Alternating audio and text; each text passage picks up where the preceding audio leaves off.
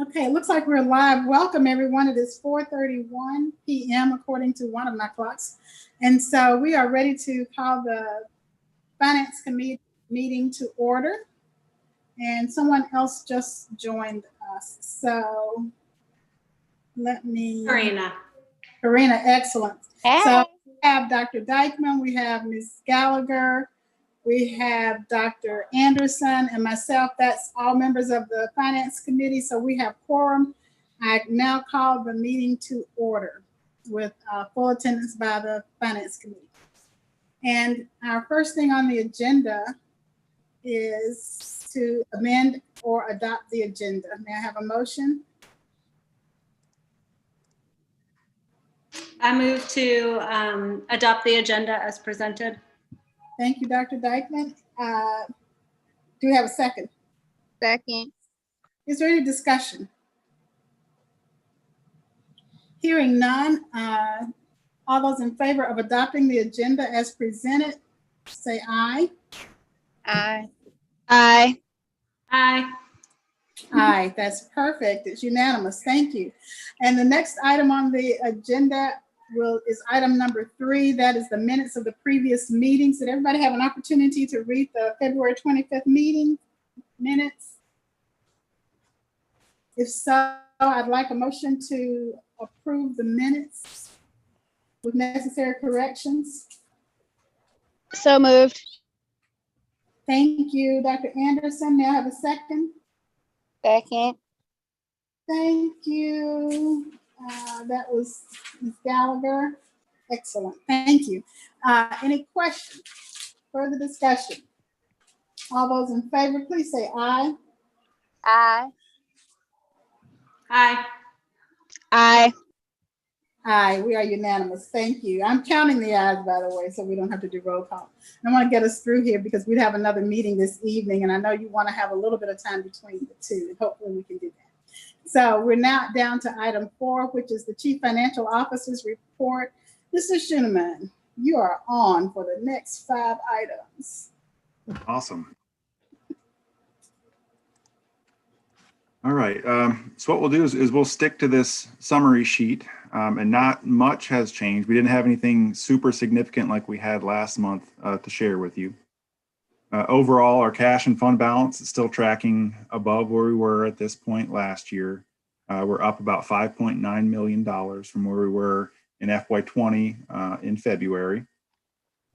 Our revenues, state QBE, we're still slated to receive that $3.6 million due to the AFY, or the amended fiscal year 2021 state budget. So we're looking great on our QBE revenues. Our local property taxes, we are about 1 percentage point, a little bit more behind where we were at this point in FY20. And although we may not reach quite 100%, when we look at our total revenues, just due to that additional $3.6 million from the state, we'll definitely surpass the budgeted revenues that we have for FY21. If you look at it in total, just where we are right now, we're still at a good spot. We're still slightly ahead of where we were at this point last year. So it's kind of another positive trend. So we're looking good on our cash. Our revenues are strong. And when we look at our expenditures, we're definitely on track to spend less than our 2021 budget. So when you kind of combine those three, you start out with a good solid cash fund balance. You have strong revenues and your expenditures are down. That means that your fund balance is going to go up. So the projected fund balance, we were sitting at about 1.7 projected increase last month. And where we're at right now is about 1.8 million. So I'll just jump down to take a look at that graph. I'll increase it a little bit. But if you recall, the blue line is our plan, it's our budget. And so we were budgeting on a loss for the year of about $5.5 million. We were trending positive, and then last month we really jumped up due to that $3.6 million that we got word we're going to receive with QBE revenues. And so we added just a little bit over the course of the last month.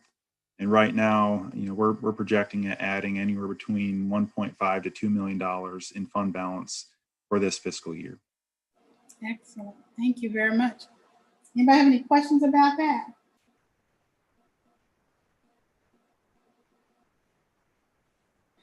I'm busy spending it for you, so okay, thank you. Okay. Yeah, I'm trying to kind of get through this because I think we'll spend a lot of time on the budget discussion. Yeah. I guess before we move on, we've got our supplemental reports that we'll take a look at. And for our legal services, we did add 2 invoices that we paid Hall Booth Smith. Brings our total expended budget up to 205. So it's exceeding what we had budgeted for the year by almost $6,000. Over here on the right, you can see which attorneys we expended those funds with. And as you can see, Hall Booth Smith, what we really intend these funds going towards, we're at about $92,000 for the year. Okay. Board member travel, we're at nothing expended for the fiscal year. So we have about $18,000 of savings there. That's good. And then I have kind of revamped this significant invoice list. And Ms. Davis, I don't know if you guys had a chance to look at this. I did really like the revamp.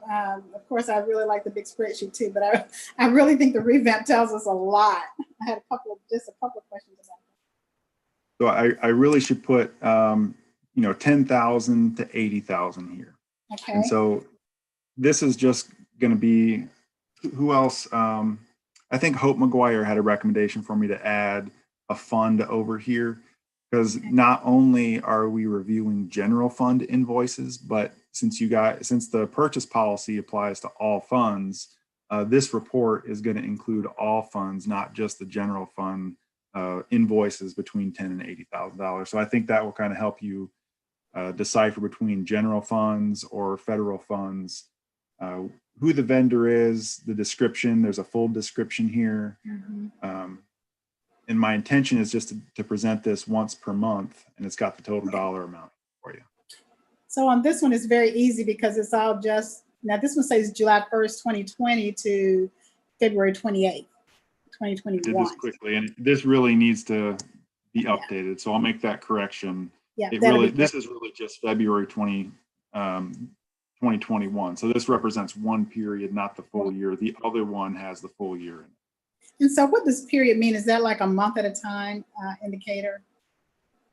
That's correct. Okay. And since we're on a fiscal year, it doesn't correlate to months. So July, since that's our period 1, even though it's the, so yeah, each period is a month.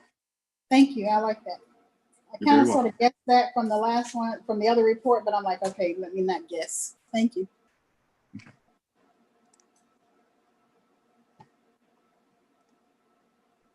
The other supplemental report that we have is our CARES Act expenditure.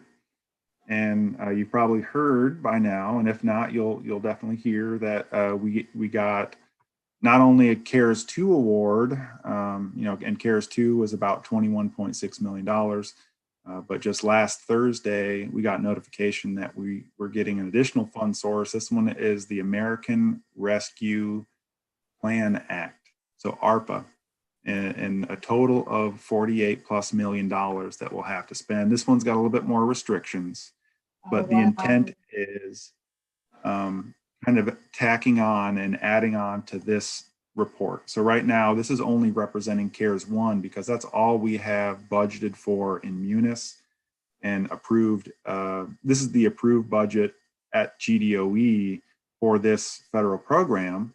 And once we have an approved budget for CARES 2, there'll be another section down here for CARES 2. And then once we've got an approved budget for the American Rescue Plan Act, we'll kind of shorten that to ARPA. It'll be included in this report as well.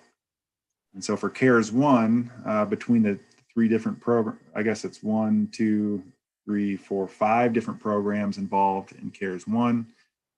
Almost $6 million budgeted there. We've spent a little bit more than $3 million, so right at half of it, and we've got $2.7 million left to spend of our CARES 1 money. We fully anticipate of spending all of this.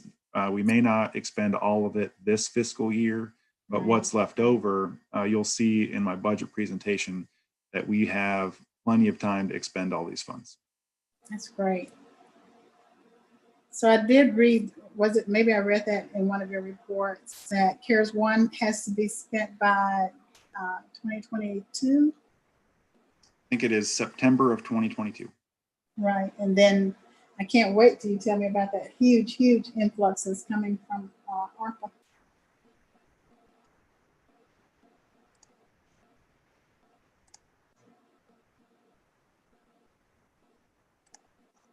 Okay, so I will get back to the beginning of this budget presentation.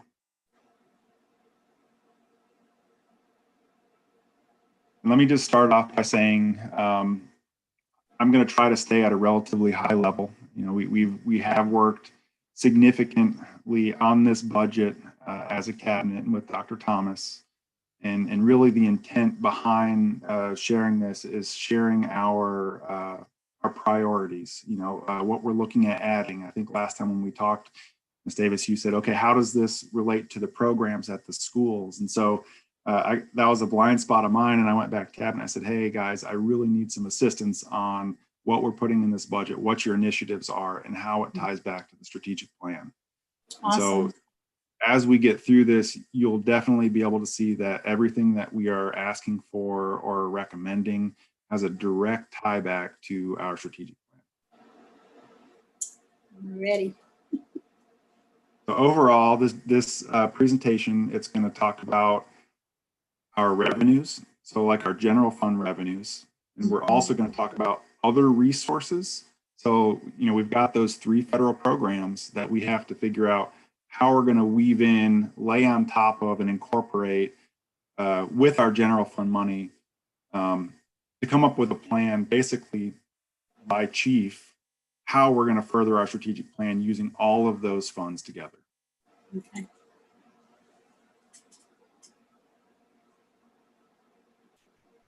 So here's our timeline for our general fund budget. We are in March right here. So we are kind of finalizing it with cabinet, finalizing it with Dr. Thomas. We're really entering in those discussions with the board, starting to get feedback from you all. April 1st, we're going to do an in-depth presentation. And not only am I going to present, but I've also requested that my fellow cabinet members present their initiatives as well. Excellent. And then later on in April, we're going to hold that, what I'm recommending is a called board meeting that's going to be kind of like a budget training session where we'll really dig into the minutia, the dollars and cents of everything.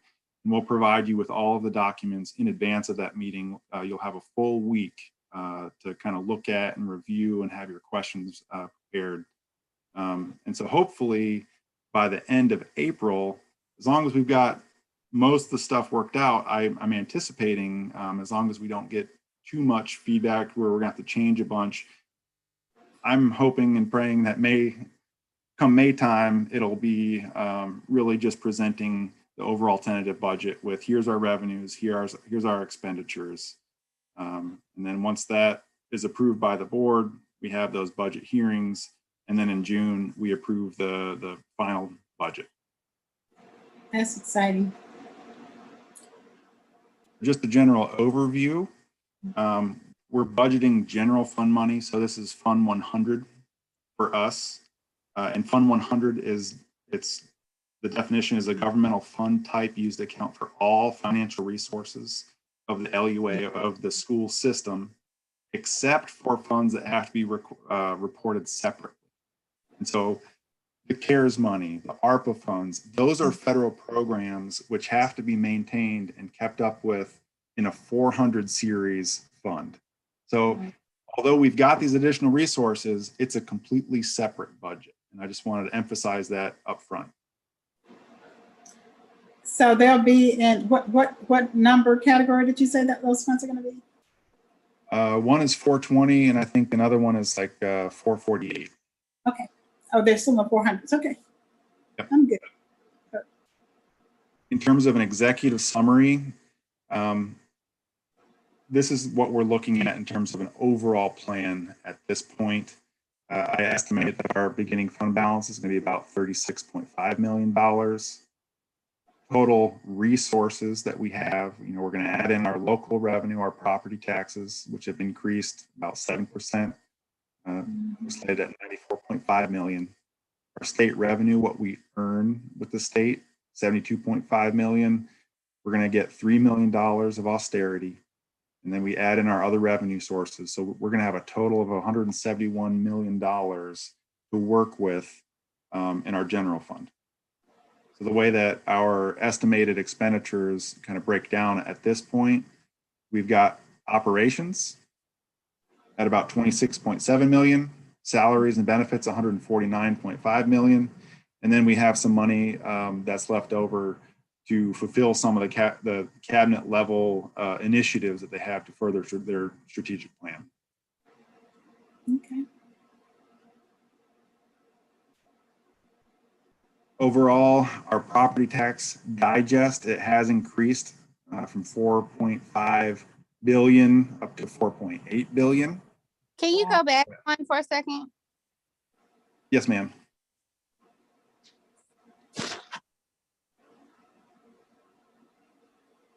Okay, thank you. You're welcome. Wait. Oh, I see. 171 out of. Okay, thank you.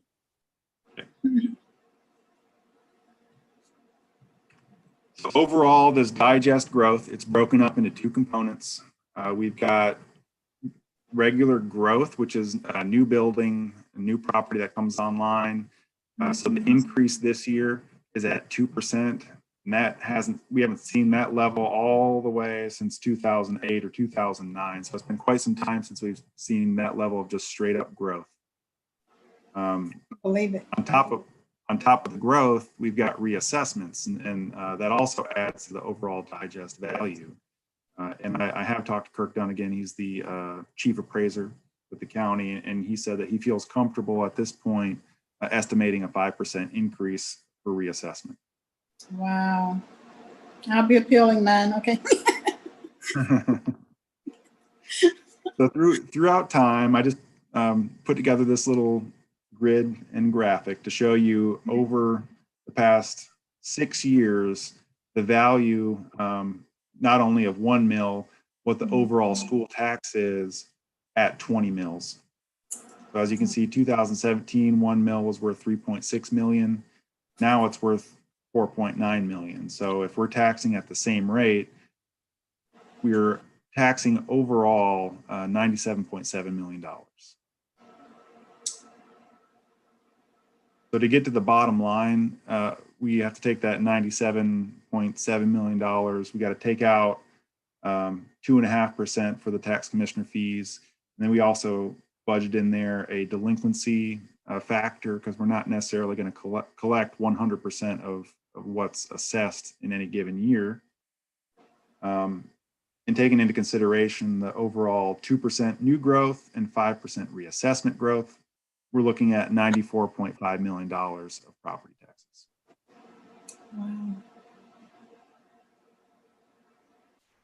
So the second big bucket of revenues that we have are QBE, our Quality Basic Education Funds, and it is driven by our FTE, our full-time equivalent. So this is where our student counts come into play.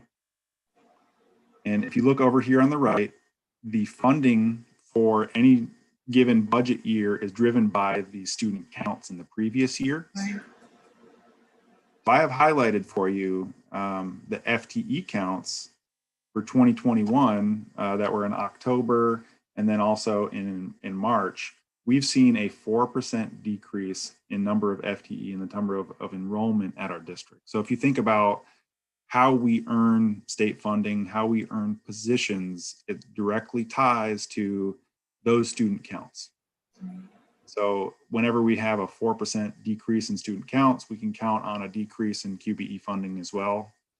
And so you can see that it peaked in 2020, what we had earned, and then it fell a little bit in 2021, and it's going to fall again, our overall earnings in 2022 for next year.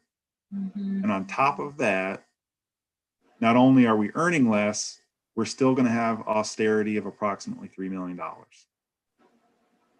So this is really where our additional funding sources are going to come into play, because we have to make up this gap of $3 million, as well as if we're going to staff at the same level as the previous years, we've got to make up for this gap as well.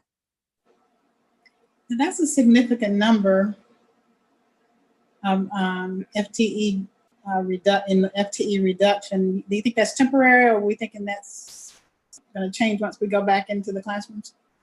That's really where the benefit of the additional funding is coming in to fill in these gaps, because we can guesstimate, our gut feeling is that this is a temporary blip, and we really hope that the numbers turn around and we see a growth and those numbers return. That's kind of the what we have in the back of our minds. We anticipate, although there was that decrease, we're rationalizing that it was due to COVID, the pandemic, and then hopefully those students return, and when they return, we'll have the staff, the staffing level the same, ready to greet and serve those students. It's not a big number. It's just because it went from 1% to 4%. That was huge. But okay, all right. I have a question, just because I don't know the answer. So for QBE, is that just K through 12, or do we count pre-K in that too? That's a challenging question. I know on the FTE counts, the pre-K students are kind of a separate bucket. And overall, in terms of program earnings, it's not included in this amount here. We receive pre-K funding through Right from the Start, and also Head Start and Early Head Start. So there's very little kind of general fund intersection with the pre-K program. Okay, thank you. I was going to say that, Mr. Schooneman, and then I was going to echo what you said to Mrs. Davis about the with that drop in FTE. It is concerning, but minimally so. And fortunately, we do have these funds out for a total of 5 years, which I believe will allow us to, even though, when we looked at the numbers and we had asked, I might have been Dr. Anderson that had asked at some point for us to pull those numbers. And when you looked, even though we heard a lot about people leaving, when you looked year to year for the same periods of time, it was pretty comparable to what it's been in the past. I don't know if it's just different this year because we're hearing more and people are attributing the leave to the pandemic and our response to the pandemic and us not coming back to school. And, sometimes I kind of wonder if it was, if that just becomes a good excuse, because especially when you look at the numbers and it's pretty similar to what it has been in past years, I wonder if that just allowed people to justify the move and before, we just haven't had that conversation. But I do feel good that we have the ARPA funds and those CARES funds to allow us to gain some stability back. And I always believe that when we get that noise from the community, it's the voucher people who are trying to get more money sent their way. So anyway, yeah. Wow. Okay. That's good to know. Thank you. Okay, so overall for QBE, taking into account that 4% decrease and also the $3 million in austerity, we're looking at a total budget amount of $69.5 million. And we'll get into it in the expenditure portion, but we are really planning on soaking up that 4% decrease, which equates to $3.5 million using CARES and ARPA funds. And then also that $3 million austerity amount, direct dollar for dollar exchange with CARES and ARPA funds. We do have about 5% of our budget that's made up with other revenues. And so these are listed here. We've got TABT, other sales tax revenues, the two biggies, but overall about another $7 million that we're adding to our overall budgeted revenues. And in totality, the total amount of general fund resources that we're looking at working with for FY22 is $171,035,000. And you can kind of see in this pie graph how those shape up in terms of who has the biggest piece of the pie. And as you can see, local property taxes account for about 55% of the pie. State QBE resources, a little bit more than 40.5%, and then the other makes up about 4%. So those are our budgeted revenues. Before we move on to the next section, is there anything else? Anyone have any other questions? I'm good. Anybody else? Isn't our budgeted revenue normally 190 million or so? Or did I get that figure from I feel like I've seen that figure floating around a lot in the district's financial statements, 190. So we're looking at just general fund resources. Oh, I see. Okay. So there are federal funds, there's SPOS funds. So, I mean, we've got several different sources. And right now, this is just the general fund resources that we're looking at. So I'm getting ahead of myself. Gotcha. Okay. Thank you. Sorry. You're very welcome. No problem. Okay, so I next. I do have one more question, just general fund generally. So, like, if we have a partnership with someone like, I'm thinking about like Envision Athens, and we pay a portion of, I guess, the salary for that. Does that come out of the general fund? Mm-hmm. I am not entirely certain. Dr. Thomas, do you know, are you familiar with that? I think program? it is. Yes, it does. So we pay that, I think it's at $11,000 per year. Yes. That is our contribution to that- Envision Athens, and that does come out of general fund. Right. We're paying that as like a contracted services, like invoice contribution amount, not necessarily salary and benefits. That's where I was confused. Yes, that's correct. Okay. And so where can we find like more information about how many of those kinds of contracts that we have? And the reason why I'm asking is because, like, if we have contracts with a whole bunch of different people and we still aren't, like going above and beyond on our strategic plan, just kind of like, how much are we really spending on another place? So we pulled all the contracts, Ms. Gallagher, at one point, but I don't think that group would come up under a contract because I think it's more of an MOU. So we would have to determine how we do those MOUs. So I know we have an MOU with them. We have one. Mr. Schoeneman and I were just talking today, one with Family Connection, Community and Schools. There's an MOU with them.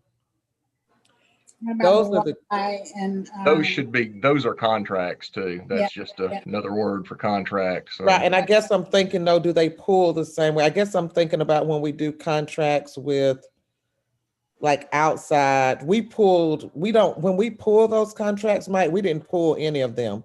We pulled people. Oh, okay. None of those pulled. I know that for a fact. When I got that, the board asked me for that information when I first became interim. And we looked at like outside entities like the SMART systems, the ICS for equity, the branding breakthroughs people we use. So when we pull contracts, those are the things that come up. When we have a memorandum of understanding with a local agency, now like if it were a contract with the justice people behind us, Danny and those come up as contracts. But like these more governmental kind of agreement type partnerships, those did not come up when we pull contracts. Interesting. So that comes out of but it still comes out of the general fund. It does. Yes, ma'am. Okay. Well, I can't And tell even- you that right now, kind of summarizing all of the different contracts or MOUs that we have, it's somewhat of a labor intensive process. We don't have one consolidated hub that has all that information in it. And we actually purchased another, it's another add-on from Munis that our purchasing coordinator is going in and consolidating all of that. So in the future, when we have that question, we can go into a database and be able to say, hey, here are all of our MOUs and contracts really, really quickly. That's great. And I think it's just how we probably worded it when we asked for that last pool, Byron. And so to cover what Attorney Pruitt just said, we could just adjust how that's been worded so that we capture all of that when we do the next pool. Okay. And then, but there is a way to see how those kinds of contracts currently align with our strategic plan or the next strategic plan. We'll be able to pull that kind of information and line it up with the goals in the next strategic plan, correct? Yeah, that's something we can do as a group. Yes, you all, I can get that information pulled and we can look. Because another good example, and I'm about to jump off, but that's a great example because again, today when we were meeting and we've been looking at the strategic plan and looking at community engagement. So I asked some questions about our funding of community in schools and that work, because right now we're paying salaries, but they don't work for us. Technically, they work for them. And so when you look at the ARPA funds and CARES funds, one of the things they talk about is the importance of community schools. And one of the areas we're looking to increase staffing is to have a community schools coordinator to help with all of that programming. And so my question to Mr. Schooneman was, okay, if we're going to have community schools workers, and I don't remember the exact title that they have, Mr. Schooneman, but should they not be working for us if we're paying them anyway and it's aligned to our work and our strategic plan? But isn't that money a pass through? Some of it is not. No, ma'am. Some is directly general fund. Is that right, Mr. Schooneman? Yeah, we've been funding 2 positions. They're site coordinators for communities and schools for the last 2 years. Wow. I was told that that was a pass through so that we could allow that executive director to receive benefits. And So the you're executive now that we director, yes, the executive director position is a pass through, but those community site, what are they called again, Mr. Schooneman? They're site coordinators. Site coordinator. Those site coordinators are paid directly from our funds. I was not aware of that. Yes, ma'am. Okay. All right, I'll be back. I'm running the Peach State Advisory Board. I'll jump back in 30 minutes. All right. Thank you. We'll be done by then, I hope. All right. Wow. Okay. So So the next section. I'm sorry, I'm talking myself out loud. There we go. Okay. The next section of our presentation, it's something that's somewhat new. You know, these are different times for all of us. And I couldn't get through this budget presentation without emphasizing the other resources that we have available and how that we can utilize those other resources and layer on top of our general fund money to further our strategic plan. So I threw in this section here that's going to cover those other federal program, you know, got the CARES 1, CARES 2, ARPA, what those are, what the time frame of spending those funds are, just so we can look kind of in a little bit more of a totality, holistic picture of what our resources are. We've got CARES 1, CARES 1 SEA Reserve, CARES 2. All of those are going to be kept up with in Fund 420. And then we've got the new funds, the ARPA, and that's going to be kept up with in 448. And so these are federal programs that have to be maintained separately. And one thing I really, really want to emphasize and drive home is that these funds are intended to support the general fund. They're intended to fill in the gaps. They're not intended to replace general fund revenues or expenditures that are general in nature. The only exception being continuity of staff and services. So, you know, we've got salaries and benefits that we would have otherwise paid for out of general fund, and because of our decrease in FTE and QBE funding in a normal year, we would have had to have like a reduction in staff or some other creative ways of saving money. But with those additional resources, they're really pushing us to keep our staffing levels exactly the same with the anticipation that our FTE will go back to what it was. So just a general kind of concept is that these are additional fund sources and they're not supposed to be used to supplant our general fund expenditures.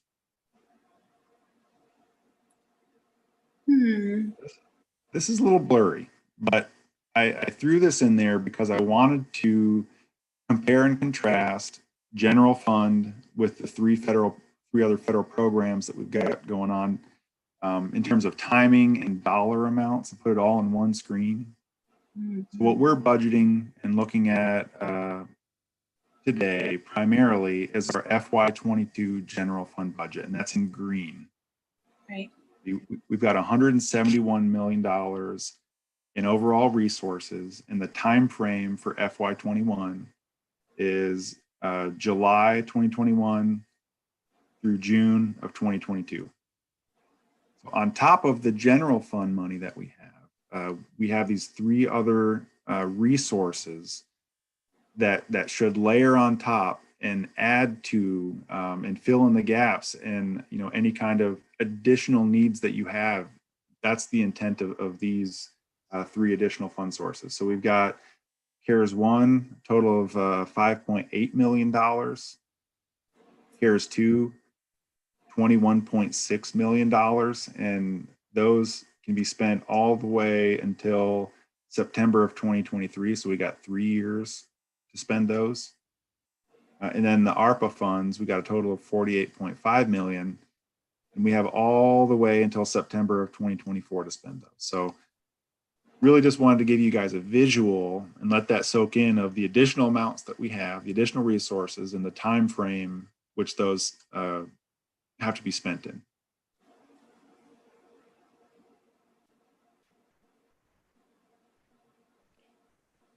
So next, I'm going to kind of just give a brief overview of our budgeted expenditures. You know, we should be tying back everything to the strategic plan and saying, hey, any additions that we have, any significant expenditures, we should be able to point to not only the specific strategy, but the specific goal that it's going to impact. Exactly. That's great.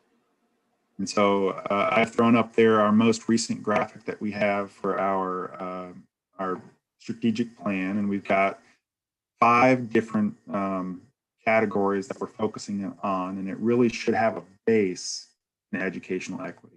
So educational equity, you could just, I even joke that it could be a snake, you know, going in between these pillars, because it really should be intertwined with each one of the 5 areas. So we really should be looking at how do we leverage all of our resources, whether it be these new federal programs or general fund money, to impact and further our strategic plan. And so my goal is to kind of go over these on a high level tonight, and then on the work session that we have April 1st, I'm going to invite each cabinet member to come up and talk about their initiatives. Okay. So first, we got student achievement, going to be under Brandon Gaskins. And so each section here, we have separated between our general fund initiatives and what's going to be soaked up with general fund revenues or resources, and then what we're layering on top of those general fund resources and utilizing our CARES or ARPA funds for. So for Brandon and student achievement, we're going to continue to fund and promote small class sizes. And in the next screen, we'll go back to that one, but I just wanted to pop over to this screen right now. You can see what the state max is for kindergarten, first grade, second grade, up to fifth grade, and what our average class size is as a district. And you can see it's significantly less. And I think Brandon has said over and over again, we have small class sizes. And so that's something that's part of the general fund budget that we're going to continue to promote and continue to support is small class. Can you hear me? Yep, we still hear you. Okay. Next, we've got, he's looking at adding a coordinator of secondary mathematics. And then also looking at funding all ACT and PSAT for students using general fund money. With CARES and ARPA funds, he's looking at building a summer school program and other supplemental learning opportunities to address learning loss. He's looking at creating a virtual school, and that's going to be not only for next year, but the next few years at a minimum. So we're funding that initially using the CARES and ARPA funds in order to get that virtual school going. He's going to need to hire a coordinator of virtual and extended learning, as well as 2 virtual and extended learning facilities. And then also with CARES and ARPA funds, funding compensatory services for students with disabilities. And finally, looking at significant device replacement for students. And so each one of these priorities, either using general or CARES, we should be able to tie that back to not only your strategic priority, but down here we've got the goals listed. Good. Does anybody have any questions that I might be able to answer on student achievement before we move on? I don't have any questions. I have a burning thought and I'll share it at some point, but this is good to know. Okay. So I cut off for a couple of seconds, and when you talk about the CCSD virtual school, this is in addition to the virtual options that students already have to do, like high school, fully virtual in the county. So this is something totally separate. It's a completely separate and new initiative. We have GAVs, and this is something that we're going to house and use our own instructors at CCSD, and I think basically have ownership of the instruction and the curriculum. So this is something that Brandon's going to put together. I think there is some state, I forgot how he phrased it, and I wish he was here, and this is why I'm going to have them present and talk on it, you know, next week. But there's a state cohort where next year is the first cohort, and we're already part of it.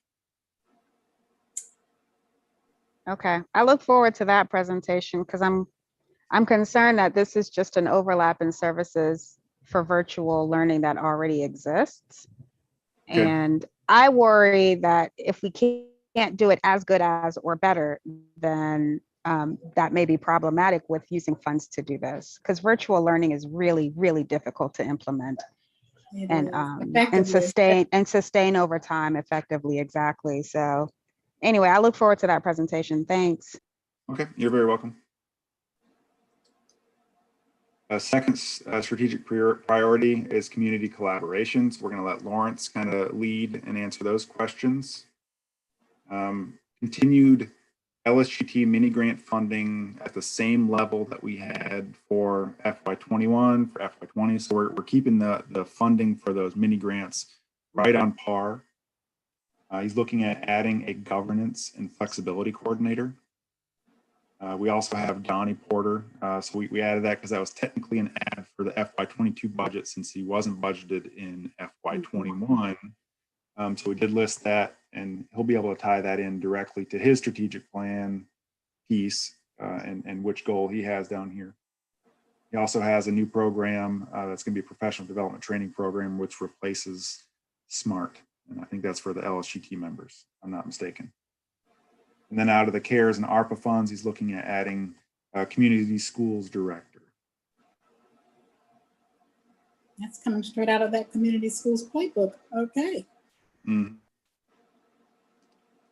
Next, we've got climate and culture with Dr. Jillian Watley. And she's got quite a significant piece here. We'll continue to fund the nursing program. You know, I think we've got a nurse at every school location. We have a very healthy counselor to student ratio when you look at comparative districts throughout the state. We definitely fund our counseling program better than other school districts our size with similar needs. She's looking at adding and taking in-house a restorative practice program. In order to manage that program, looking at hiring a director of restorative practices. And right now, these restorative practice programs are funded independently by the schools using their LSGT mini grant funding. And I think she was kind of charged with bringing all of that in-house and providing that same level of training and program professional training throughout the district. So that's what she's looking at doing with numbers 3 and 4. She's also looking at adding 2 additional psychologists. And this is something that Dawn Myers had asked for a couple of years ago when she made a big push for social emotional learning. And she had identified the need back then, and it's been a persistent need ever since. And so she's kind of following through with that and requesting 2 additional psychologists. Now with ARPA funds and CARES funds, she's got a heavy lift because there's going to be a significant amount of social and emotional needs after this pandemic is over. And so how do we address those needs? And so she has 2 additional social workers to address those additional social emotional needs of students resulting from the pandemic. Paying for any additional hours that we have for either nursing staff or other contact tracers. And then finally 8, developing a student and staff wellness program to address mental health issues due to COVID or isolation, unrest, or even reacclimation. And then we're going to get to Selena's section, human capital and development. So with general fund money, there is an increase in TRS, which we're fully funding. I got to pay for no matter what. And then also we're recommending a step increase for all eligible employees. I think that is about $2.7 million that cost. And then also fund the salary increase for the remaining 19 employees outlined in the compensation study. And I know, Ms. Davis, you had asked about that last month. And I think that total cost is quite manageable. So that's definitely a priority that we'd like to push. And I honestly, is that compensation study out on in board docs or someplace? Because I wanted to go back and look at it after we talked about it. You'll have to get with our new HR Dr. person Blankenship on that. Okay. Yeah, because I've got the dollar amount, but I don't have the overall study. Yeah, okay, that'd be great. I'll follow up with Dr. Thomas. Okay. And then a big one for human capital and development, and this is cross-functional, the continuity of staff and services. With that 4% decrease in FTE, we're keeping our staffing levels at the schools at the same as FY21. So that's kind of huge for her and her strategic priorities and goals is maintaining that staffing levels, using the CARES and ARPA funds to keep that level of staffing the same. And then finally, the big impact, the financial impact for all of our employees, for all benefits eligible employees for the next year, we're recommending 2 $1,000 supplemental payments on top of their normal salary. And the way that we envision it is it being kind of like a retention supplement. So one in December, if you're there the first half of the year, you get $1,000. If you're here the second half of the year in May of 2022, there's another $1,000. So it's kind of like a retention. It's structured around being a retention supplement. I have done the math, and overall, that 4% decrease, it would have resulted in 41.5 certified positions that we would have had a decrease, and a classified decrease of 8 paras. So to continue funding that, that's $3.5 million that we're going to have to kick in with ARPA and CARES funds. And hopefully you guys will like this slide. We talk about equity being woven in there, and if we structure additional salary and benefits with those $1,000 supplements, it has a much larger, more significant impact on those that are lower in the salary totem pole. So someone making $20,000, $2,000 extra represents a 10% increase in their salary. But now that's not an actual salary increase. Those are one-time payments, and so they'll be there this year, but it doesn't increase the baseline because we got to be able to support that down the road, right? Okay, I'm good. That's correct. As long as I understand. Okay. And That's then finally, exciting. yeah, I'm excited about it. I think it'll go over well. Yeah. And then finally, the financial and operational effectiveness piece. The big. Can I ask one question before we move on? I'm sorry. Yes, ma'am. Is there a way to consider this retention bonus over the course of the CARES and the a recovery? What was that Recovery Act funding? Yes. What was that? The $46 million one. Is there a way to consider ARPA? ARPA, American Recovery Plan Act.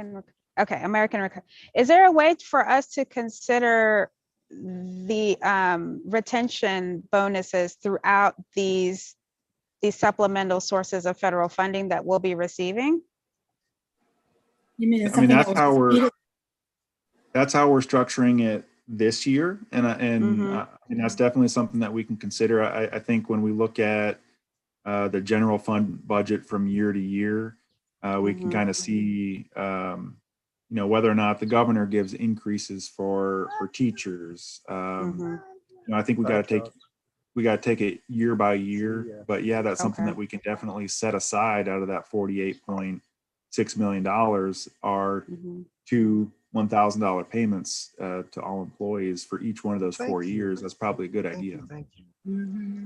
It would be nice if we could at least think about trying that. I understand that we'd have to consider it in the budget every year, but worth a thought. Yeah. Thank you. Okay, you're welcome. I got one really quick. So are taxes being taken out of that? Will teachers have to pay taxes? Yes, ma'am. Okay, thank you. Okay. And for me, we do have a section in here to talk about the payroll shift. And really, while it's not adding to our expenses, whenever you shift up the timing of payroll for 95% of your employees 1 month, your cash on hand goes down. And so really that's the main reason why, I've done the full analysis. And I think in previous months I'd expressed that I'd really like to try to have a one-time decrease in our millage rate. But if we have this initiative, we can't do both. And I really think that this is important for all of our employees to realign their payroll with when they're working. And so I think I read in something in your minutes or the notes or whatever that it would result in people getting 2 paychecks in July. Was that right? You're right. So I don't think I understood that part. I thought that the new people coming on board wouldn't have to wait until August to get their first paycheck. But how would this then translate to existing employees getting 2 paychecks in July, or is that something different? So here's the time frame in yellow for 10-month employees. And like I said, it is 94% of all of our employees, roughly 1970 of our 2,100 employees get paid September through August. So even though they start their contract in July, these teachers they don't receive their first paycheck until September 15th for that work. Yeah. And so it creates logistical issues whenever we've got new employees, whenever employees are leaving. We've got to continue their health insurance over 13 months. There's an additional expense to us. Okay. And so what we are proposing is collapsing this yellow timeline and moving it back and putting it in line with this 11-month column. So this is the proposed model here. So what would end up happening is all of those 1,970 employees, their payroll would be shifted up 1 month. So that means in July, they'd end up getting double pay because, they were on one payroll calendar. Next year's payroll calendar gets shifted up. So 1 month their pay is getting doubled up. So it would be a 2 months pay in 1 month. And then also on top of that, the $1,000 twice a year payments. And I think that this would have a significant impact on our employees' finances and overall. Tied to student achievement. Can they only get it if their students actually show some improvement? Okay, I'm sorry. I won't. This is very important, and I really do think that that's a huge gap on that July-August front end up there. So I think that would be very much appreciated. I hope. I'm surprised we haven't heard anything about that. But a lot of districts are making this move. Okay. Jackson County did it 2 years ago. Okay. Walton County is doing it this year as well. Okay. So I think if there's a right time to do it, it's now. Absolutely. We don't want anybody leaving us to go to Walton. Okay. Yeah. So then the only drawback to this, there's tons of benefits. The only drawback, like I said, is our cash balance on a monthly basis will decrease because we're paying everybody 1 month earlier. Not everybody, but 94% of our employees. And so my job as a chief financial officer is to make sure that we have a healthy reserve. We want to make sure that we're 5.1 down there at the bottom, build and maintain an adequate cash reserve to cover unanticipated deficiencies in revenue or unanticipated expenditures. And so we've identified that safety net as being 15% for this blue line. Right. And all of FY21, we're projected to stay above it. And if we implement this payroll shift, I now have some work to do. And so that's why I still have it in my strategic plan to build and maintain an adequate cash reserve. If you look at what's projected, if we put this into motion, our fund balance during the months of July and August and September will actually dip below that 15% threshold. Okay.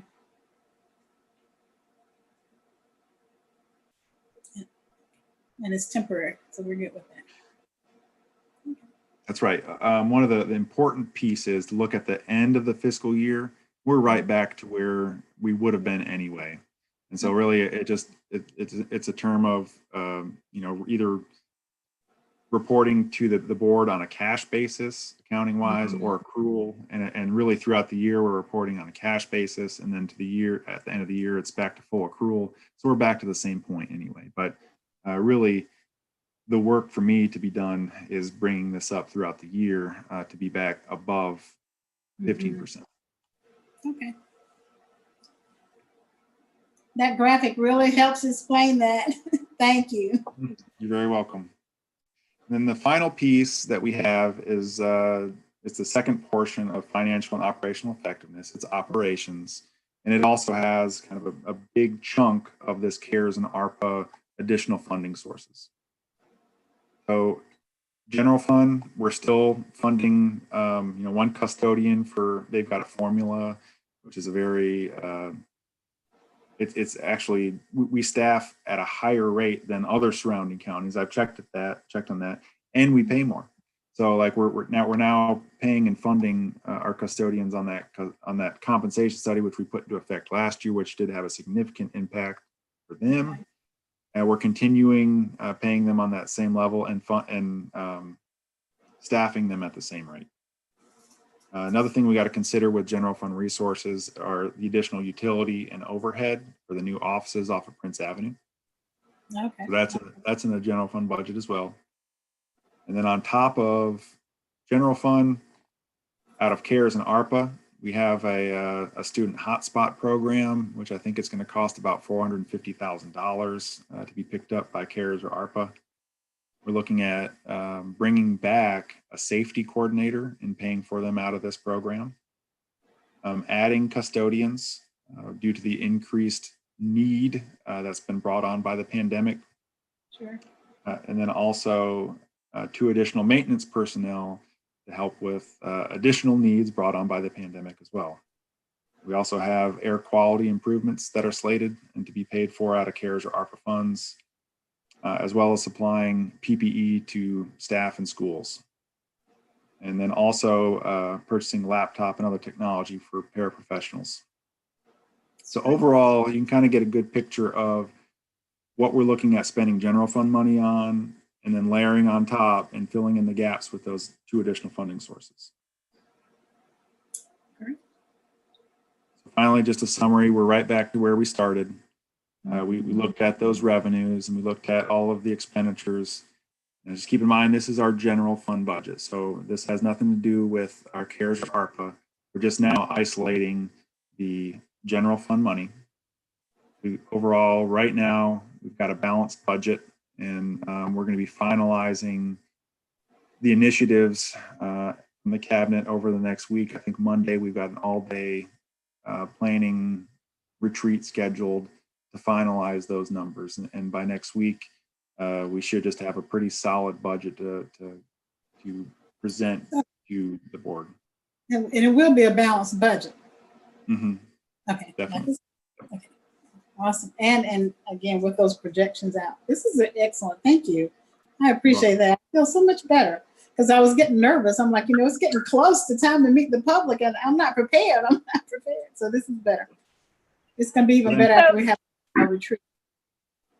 Can you go back to slides?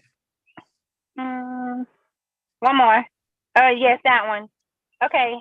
About this one. Okay. So, air quality improvement. Okay, it's on there. I see it. Because we kept on getting, a lot of comments and questions about air quality. So as long as it's on there, like, physically, I think we're going to be okay. Thank you. Welcome. And the last thing I want to look at in terms of this presentation is our path forward.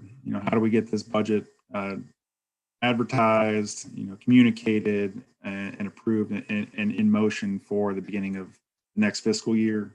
Mm-hmm. Right now, we're at the end of March, so we're finalizing this budget with cabinet and we're sharing it with you guys today. And then April 1st, we're going to present it to the BOE during the work session, and then also have any other members of cabinet there to answer questions that you may have about their initiatives. And then April 13th, we're going to distribute all of the minutia, the details, the dollars and cents behind everything that's in the budget electronically. And you'll have about a week to weed through it. And, any questions that you have, we'll have a question and answer document that we'll share and hopefully be able to accumulate any questions that have and answer those in advance. And then on April 20th, or somewhere in that time frame, we'll have to hold a called board meeting to have kind of like a budget question and answer session, a budget training session on April 20th. And if all goes as planned, if we provide all of the documents, we seek your feedback, we answer all the questions, we take that feedback, we put it into place, we have it all there. Ideally, by March 13th, I'm just saying, hey board, here's the tentative budget. Here's the revenues and the expenditures. We have all the other details taken care of. So that's kind of the perfect world. That's the way it's going to transpire. But crossing my fingers and knock on wood. I like that a lot. I tell you, Nick was always. I'm sorry. Go ahead. I was going to just to wrap this up. If it's tentatively approved on the May 13th board meeting, we've got 2 weeks after that to hold public meetings and then also advertise in newspapers and really disseminate the budget. And then finally, we'd be kind of geared up and slated to approve the initial budget. It's really the final budget for next year on June 10th. Do we have 2 weeks or is it 30 days that we advertise for the public? It has to be, you have to hold two, first you've got to advertise the meetings and then you have to hold 2 board meetings on separate days within a certain time frame before you actually vote on the final budget. Right. So we've kind of just identified the time frame that we got to do that in. So we really have to hold those meetings and advertise during this window. Okay. I was thinking that was a 30-day. Yeah, you got your 5-year history you would publish in that time frame too. Okay. That's Byron's to do, right? Yeah. Okay. So it seemed like it was 30 days that we had to hold those hearings over a period of 30 days before, but maybe I'm just making that up. I don't know. Well, there are limits. And I don't remember them off the top of my head. They can't be, at least 2 of them have to be at least, 7 days apart or something like that. So, yeah, so there are some time limits, but I think Byron's got it built in there. Life is good. I know we've got about 20 minutes left, so we'll move on to the payroll schedule.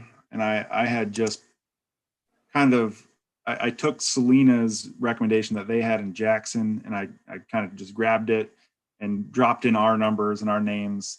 And it's really the same exact rationale that any other county would have for updating their payroll schedule. So that's in there as well. If you want to go in and look at a deeper level why we're making this recommendation, we've got all of the rationale there for you.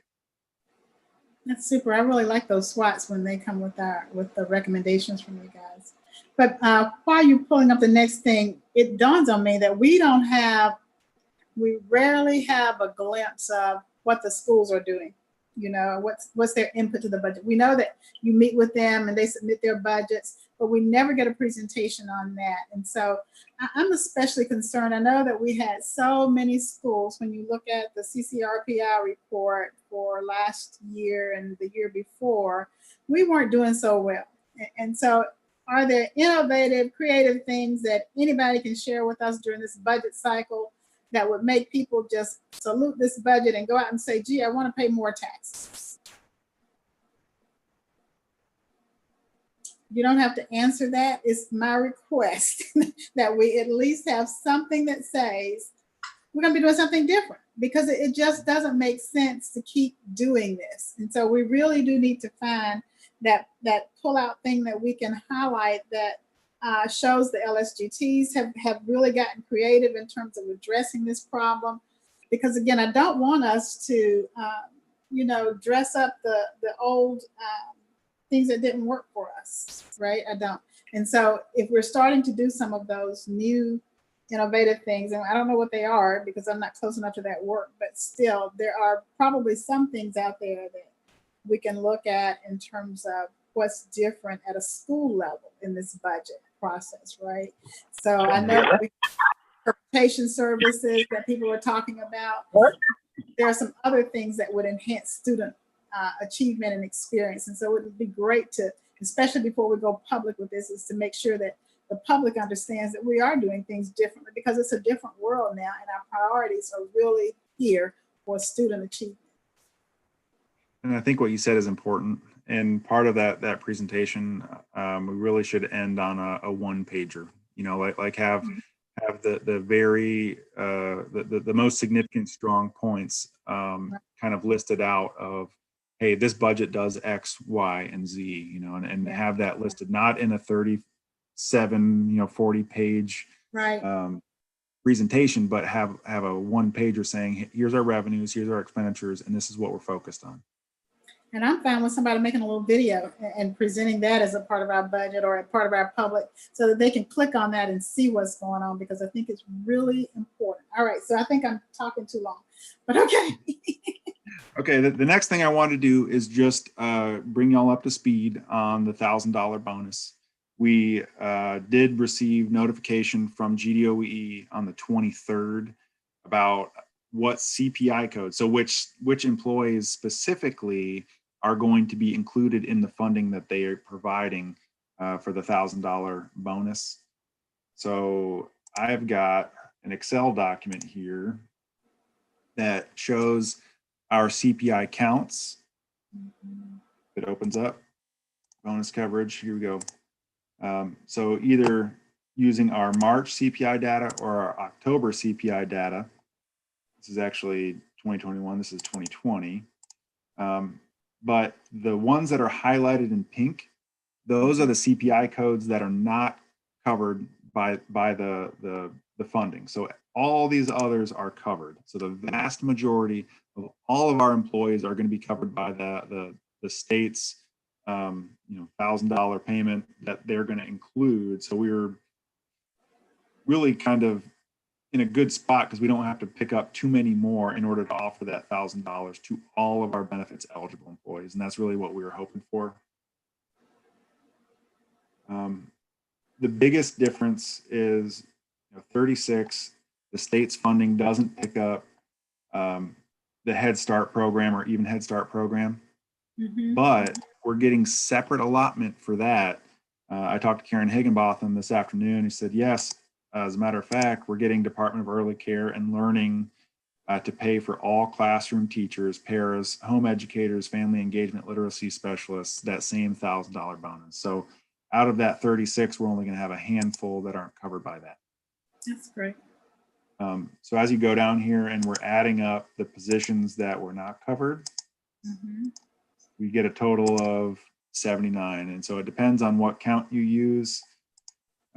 Here it's 108 for March 2021. October, it was 79. So we have anywhere between 80 and 110, and then take out those 30 some odd Head Start workers that are going to be covered with another program. So we really only have maybe 60 to 70 at the most employees that we got to cover. So that is really a manageable bite in terms of paying for that with general fund money. So really, I just want to get you up to speed with that. We're covered for the vast majority of all our employees. And we really like to emphasize and cover the remaining employees that are not covered. So the people, I looked at that report and it looks like, I noticed adult ed wasn't covered. That was interesting. Hearing officers not covered. The plant operations director is not covered. Transportation director is not covered. Several administrative positions aren't covered. And so this is where we're talking about making that up out of the general fund. Yes, ma'am. So are we also making it up for people that are MOUs and not a part of our payroll? Nope. Right now, what we've discussed as a cabinet is extending it to people that are benefits eligible. If they are like a rehired retiree at like 49%, instead of receiving $1,000, they'd receive $490. Okay. I think we'd love to hear about that alternative plan, especially since you're going to put this out to show us, what that group looks like. Okay. Yeah, and this was I just put this together today because we just got this information and I wanted to share it with you as soon as I could. Appreciate it. That's really. We are looking at paying this check out on April 7th. So we wanted to get it out before spring break, but really just the timing didn't allow for it. And so it's going to come as a separate direct deposit, $1,000 with taxes taken out. It would be nice to say, here's $1,000 check, but that's not the way taxes work. We really have to and are required to take out state and federal income taxes on it, unless the employee comes to us and fills out the appropriate paperwork, and then we can change it. So this is going to be on the agenda for our, when is our board meeting? The 11th? When is the board going to vote on this? So do we have to, do we have to vote on this since it's a government stipend? Well, the ones that are covered is a government stipend, but the ones that are coming out of the general fund. Is it coming out of general or is it coming out of CARES, Byron? We haven't discussed that. We haven't gotten to that point. I really wanted to identify exactly who is covered, and I'll get the math together, and then we can look at it and say, hey, this is exactly how much it's going to cost to extend this to everybody. And then we can even identify which funding source that could come from. And okay. Yeah, that would be my only concern is that, I think that it is, if they're not included in the authorized people to receive the money, I don't see that we can pay them out of that money. That's my thought. But anyway, that's just how I understand it. we would not pay for them out of that bucket. We'd pay for them out of a different bucket. It And, would be and a that's where different bucket, right? we have to But it's- identify, the state's using their CARES money. Mhm. So, if they're using theirs for all those employees, we could absolutely use ours. Right, right. And we've been Be- be told we worth- could use it for those purposes. So, because we had even, some people had looked at, well, and I won't get into all of that because we have 14 minutes before our next meeting. So Mike, do we have to, because if that's the case, I guess we need to have a call meeting then. Yeah, I probably need to just talk to Byron and get a little more up to speed on the issues before I respond to that in front of everybody. Because, Yeah. I mean, we've talked about. I'm not real sure of how the state's justifying what they're doing either. So let me get with Byron on that, if that's okay. I'm just going from previous experience. So anytime we ended up doing our own self-funded mandate, the board voted on that. And I don't know if we were supposed to do that or not. I just made the assumption that because it wasn't coming from the directed funds that we would have to have a board vote on it. Well, yeah, and I would assume so. All of this has got to be accounted for in the overall district budget. So at some point, whether it's by budget amendment later or now, it's got to come in there somehow. I guess one thing I don't know, I'd have to ask Byron, is do we already have a line item in an approved budget for this to come out of? So. Well, and I'm just looking at the expenditure clause that, if it's over a certain amount, that the board approves it. So I don't know. I'd love to get clarity on that as well. And that's and fine. So then we would just need to do a called meeting. Yeah. And I can get with Dr. Gann on that because I don't want to, when the state is moving forward with paying other individuals, I would hate for us to look at some of our employees and say, you have to wait another month. So if we have to, I just think that's very bad for morale. So if that's the case, I would just ask Dr. Gant to have A call meeting. a call meeting to do that. I don't think that's a problem. I think we've done it before. And so again, the other thing is it really does endear those employees to you too, because you care enough to override the state. So that's awesome.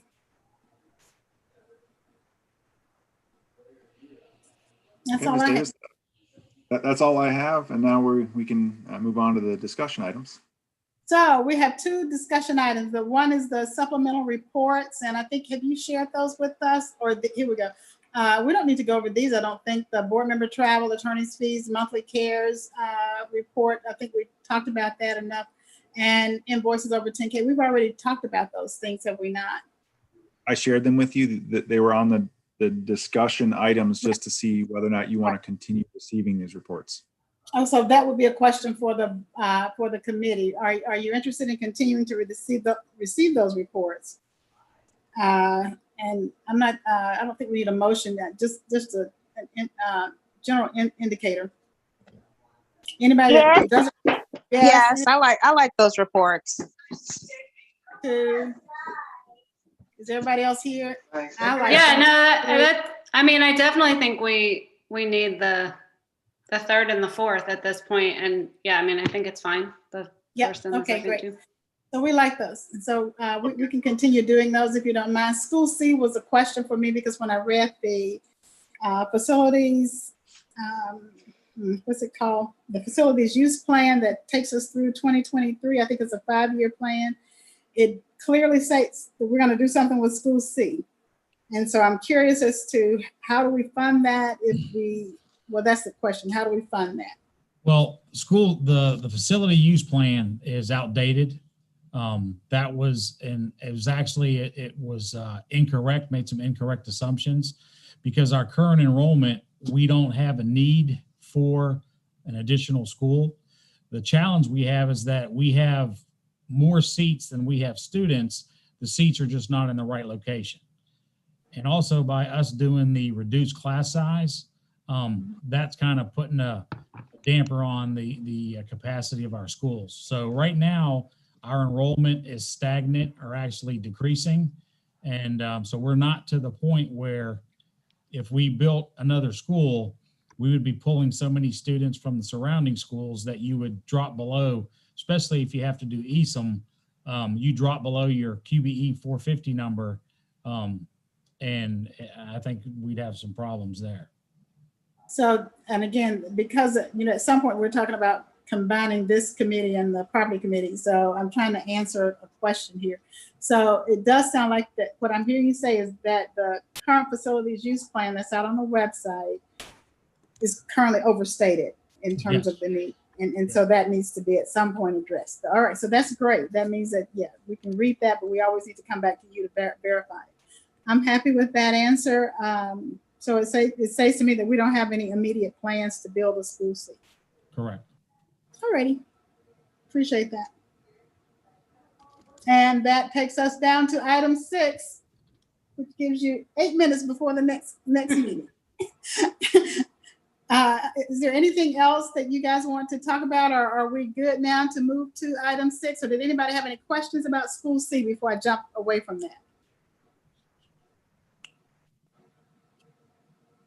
School C is not the one that has to be built with SPLOST funds? Something has to be done with SPLOST? Okay. It does. It is. And there are no funds, right? Is that our current state? Do we have those funds set aside for School C? I think it was identified in a previous SPLOST, in SPLOST 3. Is that right, John? 4. In SPLOST 4, okay. In SPLOST 4, every penny of SPLOST 4 has been expended.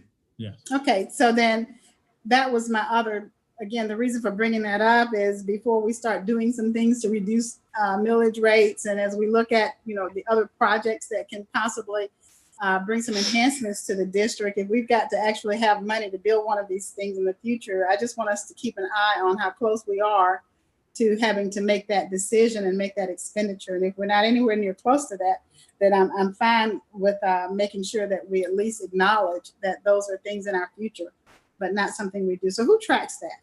Is that going to be on the facilities use report, or is that going to be a part of our financial report? Because we have a mandate to do it by law, right? Because we said we would do it. And so is that something that you keep up with, Byron, in terms of our finances?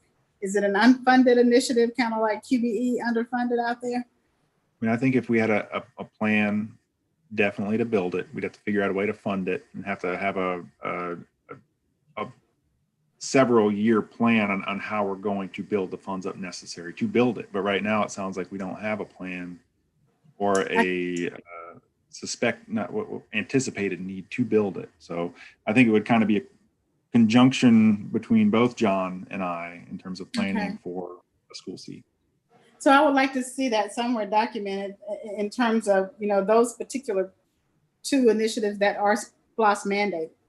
So either we have to do them at some point, or we can go back to the legislature, I believe, if I understood that correctly, and get a waiver or get that removed from a requirement for us. But I don't want it to always be the thing that shows up every time we have a property discussion and we have to rehash this time and again. So I would love to see something that lets me know that it's on somebody's radar to track that and pull the trigger to do something with it at the appropriate time. And so periodically just get a report out that it's still not a priority. It would be good, but it's on somebody's waiting list. With that said, do we have any other questions or concerns? Thank you so much for your attention. We are going to get these down to shorter meetings, but John is so, wait a minute. I'm sorry. Byron is so informative. We get a lot. So, all right. So item 6, calls for an adjournment. May I have a motion for adjournment? So moved. And a second, please. Second. All right. All in favor of adjournment at 5:55. 55. Aye. Aye. Thank you so Aye. much. Aye. Dr. Thomas, I'm sorry we didn't get a chance to hear from you, but we'll hear from you next time. It's okay. I'm good. All right, great. Thank you. Bye. See you in a minute. Bye-bye. Yeah. Great job, Byron. Thank you. Have a good